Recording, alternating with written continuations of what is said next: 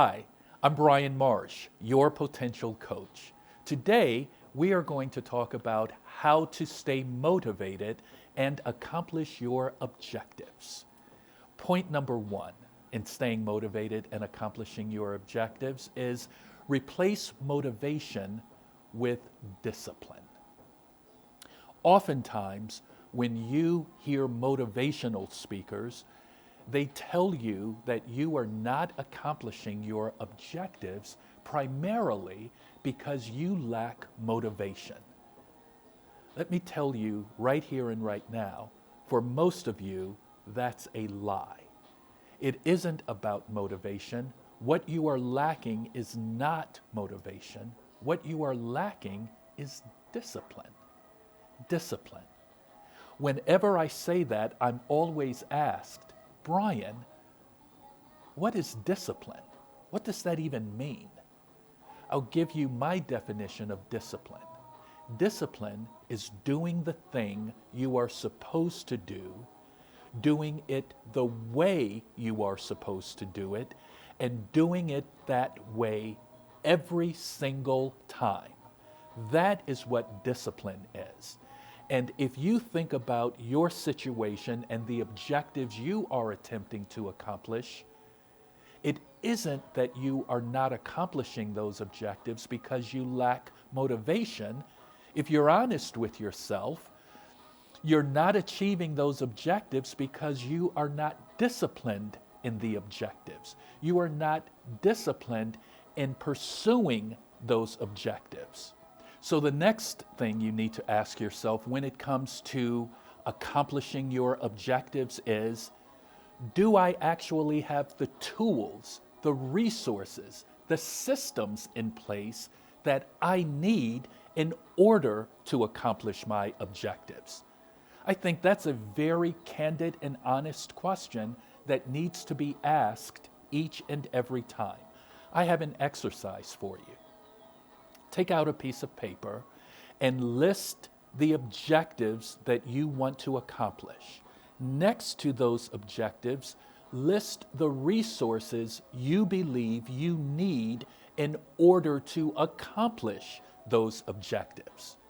And then in the third column, list the things that you actually have. What resources do you actually have? What tools do you actually have? What skills do you actually have in order to meet those objectives? That list shows you where the imbalance is. That list will demonstrate to you where the holes are that you need to fill. Perhaps you need an accountability partner, a coach, to help you see your blind spots. Perhaps there are areas that you are unaware of. Well, a coach will help you do that. But the bottom line is you have to become aware of what you have and what you need versus what you are lacking. I hope that is helpful for you. And then the third step to achieving your objectives is establishing a habit of creating a vision board around your objectives. The Bible says, without a vision, the people perish. Vision boards do a number of different things. One of the things that vision boards do is provide clarity for you. Another thing that vision boards do is provide energy around what your intention is. It keeps you focused on what your objectives are.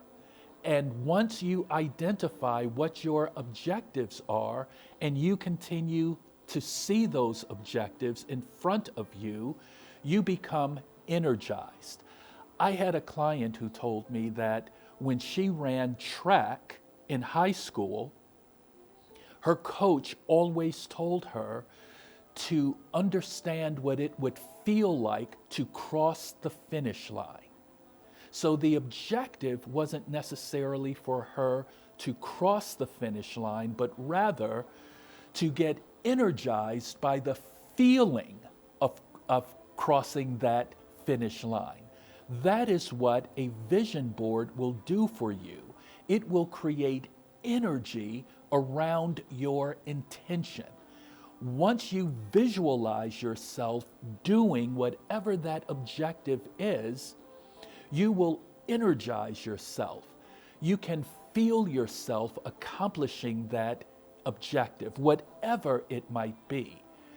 That, ladies and gentlemen, is the power of a vision board. It's not just about pasting or taping pictures on a board. It is about the energy around what that creates for you.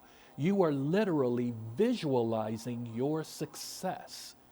You are objectifying your objectives so that you can stay disciplined toward the end of them. This is Brian Marsh, your potential coach. For more information, please subscribe to this YouTube channel. See you next time.